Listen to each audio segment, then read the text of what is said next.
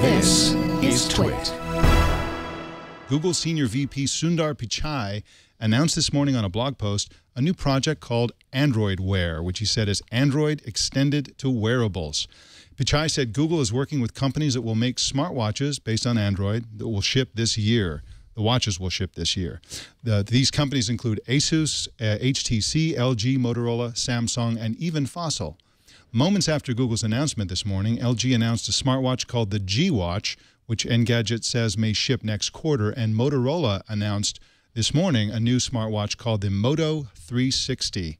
With us to talk about this story is Killian Bell, who writes for Cult of Android, among other sites. Welcome, Killian. Hi, guys. Thanks for having me.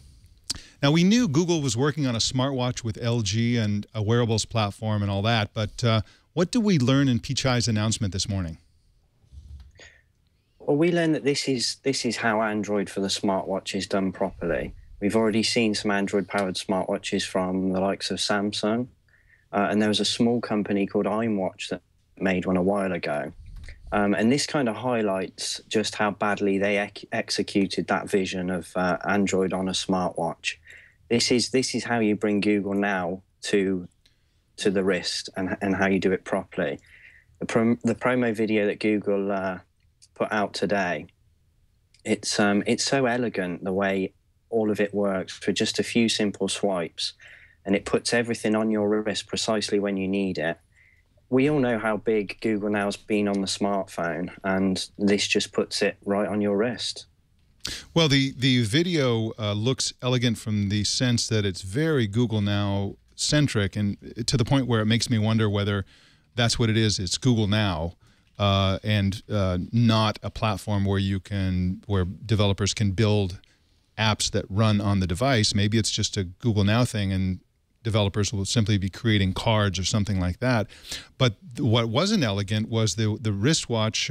Some of the watches that they show in the video are just gigantic. They're exactly the thing that made smartwatches fail in the past. It looks like a big blocky square thing lashed to the wrist, and it's it's a form factor that's kind of yesterday's failed platform. What do you think about that? Well, I think I didn't really get much of a chance to see the Moto 360. I was on the call when Motorola announced it, but I'm just taking a look at some of the pictures now, yeah. And I think that kind of goes against that a bit. It's a really, really nice looking device, and when you compare it to something like the Galaxy Gear, it's quite the opposite. You're absolutely right about that. Now, just for those who are listening rather than watching, Google's video that accompanied Sundar Pichai's blog post showed a variety of watches. Some of them were, as I described, big, blocky, square things that look very unnatural on the wrist, and others were, as Killian described, especially the Moto 360 watch, which is round. It looks, when it's not running the sort of Google software interface, can look exactly like a traditional, elegant, it's a very beautiful watch. And again, it's round. It kind of sticks up above the wrist a bit, but it is round and pleasant. I would certainly wear it. So hopefully that's the case. And it has a round touchscreen. That is fascinating to me. Yeah. Even though it makes perfect sense, because yes. Watches just often, at least watches that aren't screens, are round. Yeah. I wonder how that, and forgive me because I haven't really read into this too much, and I doubt there's much details or information at this point, but I wonder how that scales easily for developers to be able to write apps that scale to round versus square, because that's just something that I haven't thought of before. That's got to be kind of a challenge from a development standpoint. Absolutely. And Mitch, have you ever seen a device with a round touchscreen before? I never have. It really strikes me as a major engineering challenge. I do see a bigger picture here, though, which is, I already have a computer in my pocket. Why do I need one on my wrist? That's not an original thought to me. It was an essay I read that was speculating about what Apple might be doing in wearables last week. Well, I can answer that for you, Mitch. Okay. At least with my own theory. My own theory is that with wearable computing, you really get it when you do it. It's kind of like the iPad. When everybody described the iPad before it shipped, everybody thought, well, who needs that? A low-powered, underpowered tablet I already have a phone in my pocket. What do I need an iPad for? But once you use an iPad, you're like, wow, this is really cool. You know, I really could use this for lots of things. It was mostly the feeling that it gives you when you use it. It feels good to use. And I have the feeling that these wearables, and I certainly have the feeling when I use Google Glass sometimes, the feeling that it gives you of having information right there, it's a different relationship with information. It's a different relationship with the internet. It's a different relationship with communicating with the people you care about or people you know in business or whatever.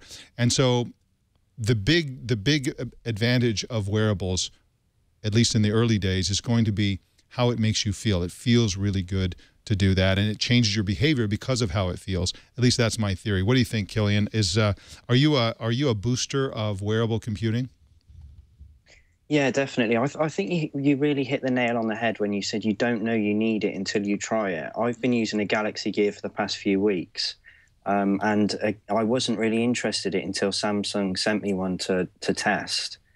And like you said, until you've got the notifications on your wrist and you can read text messages while you're having a meal in a restaurant, you don't want to be rude and pull out your phone. But when you've got it on your wrist and it's right there, it kind of it flips it around. You don't think you'll need it because you've got the smartphone, but then in some ways you think, well, why do I need to read my text messages on my smartphone anymore?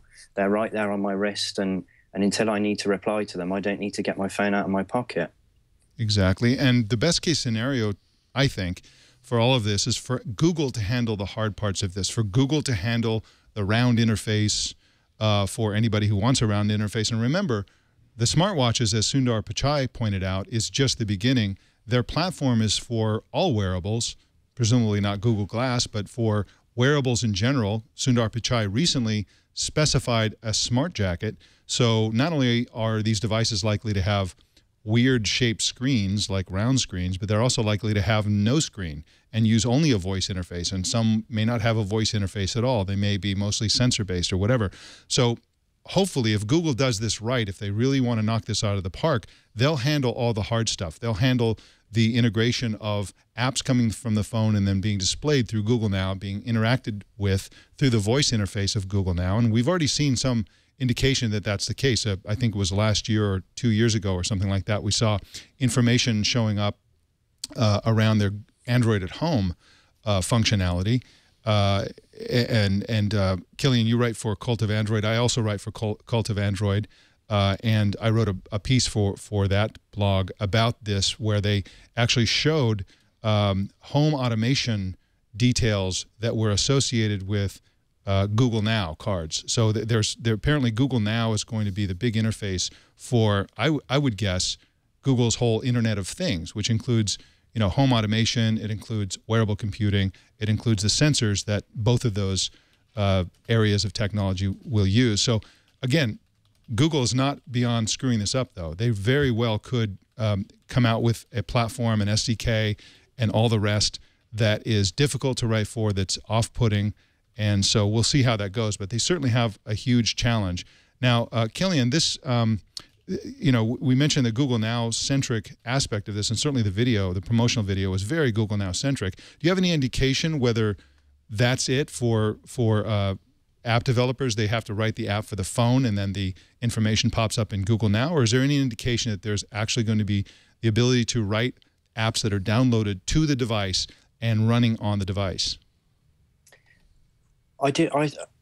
That's going to be the interesting bit for me, because Google said that it's going to be pushing out an SDK this week for Android Wear, but there doesn't appear to be an app drawer like you have on an Android smartphone. Sorry, there's nowhere to store apps. It all looks like it's very much integrated into Google Now.